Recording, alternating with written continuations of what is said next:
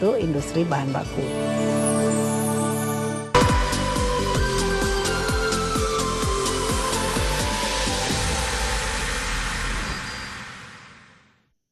Ya, kembali di Market Review dan masih berbincang bersama Bapak Wijayanto Samirin, pengamat kebijakan publik dan juga ekonomi, mengenai dampak yang ditimbulkan Pak Wijayanto jika kemudian kebijakan-kebijakan yang dikeluarkan tidak memiliki tingkat konsistensi yang tinggi. Apakah itu secara gestur yang disampaikan oleh Presiden ataupun dengan menterinya begitu ya, tidak seragam lah gitu. Untuk sektor pariwisata, seberapa buruk dampak yang ditimbulkan jika ini kemudian terjadi?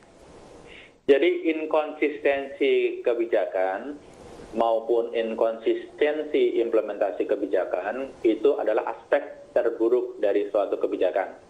Karena ketika ini terjadi, maka yang akan menjadi korban adalah trust.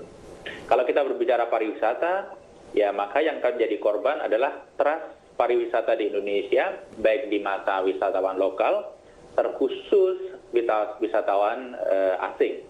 Jadi memang konsistensi ini harus dijaga betul.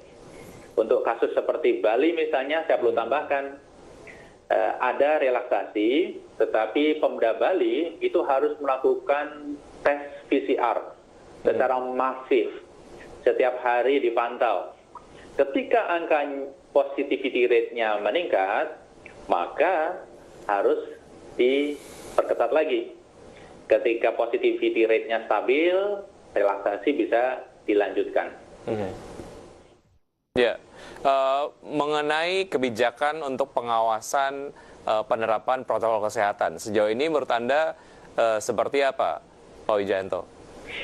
Saya melihat hampir di banyak daerah itu pengawasannya tidak ketat ya, kasat mata sekali. Banyak yang tidak pakai masker, kemudian ngumpul, makan, dan lain sebagainya. Saya pikir penegakan perlu dilakukan. Jadi random saja, ada beberapa case yang ditindak, ini akan menjadi deterrent effect bagi pelanggaran yang lain-lain oleh masyarakat. Tanpa penegakan, itu yang akan terjadi skenario terburuk. Jadi ada regulasi, tetapi tidak ada yang mengikuti, trust kepada si pengambil kebijakan itu turun. Ketika pengambil kebijakan mengeluarkan kebijakan lagi, maka semua akan cuek. Ya, ya. Tadi saya berbincang dengan Pak Didin Junaidi, Ketua Umum Gabungan Industri Pariwisata Indonesia, menyampaikan bahwa sebetulnya pada saat pariwisata di Bali dibuka untuk wisatawan domestik dan lokal,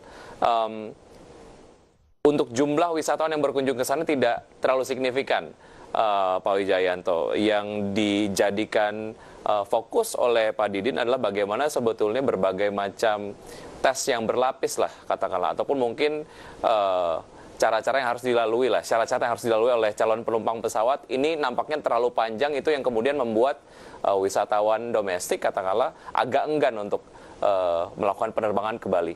Apa yang perlu dievaluasi di situ dan seberapa cepat itu kemudian harus dilakukan evaluasi dan juga perbaikannya, Pak?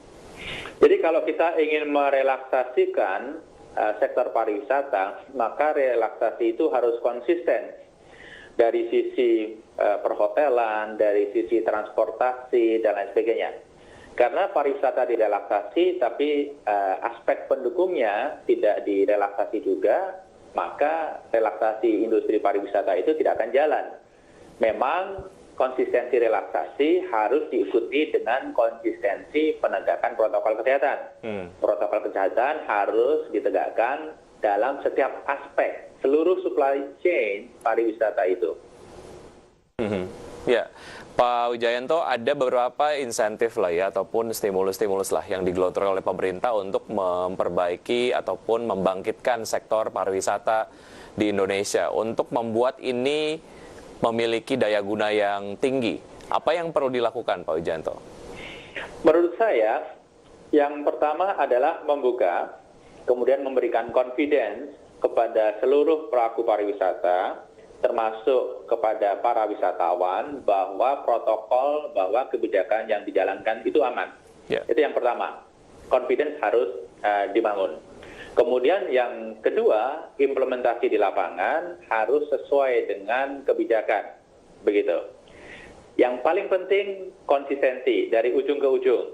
Di satu sisi ketat, di bagian yang lain relax, itu tidak akan bermanfaat. Jadi konsisten dari ujung ke ujung. Saya melihat bahwa pariwisata ini merupakan sektor yang bisa diandalkan untuk menjumpstart ekonomi kita. Karena multiplier effect-nya itu panjang sekali. Ya, semoga apa yang memang diterapkan ini betul-betul memiliki efektivitas yang tinggi ya, Pak Wijayanto. Terima kasih Pak Wijayanto sudah bergabung bersama kami di Market Review. Sukses selalu, sehat selalu Pak Wijayanto. Terima kasih. Baik, sampai jumpa. Mari. Dan pemirsa, demikian perbincangan kami bersama beberapa narasumber dalam Market Review. Semoga perbincangan kami dapat memberikan inspirasi untuk Anda. Saya Wiki dan undur diri. Terima kasih. Sampai jumpa.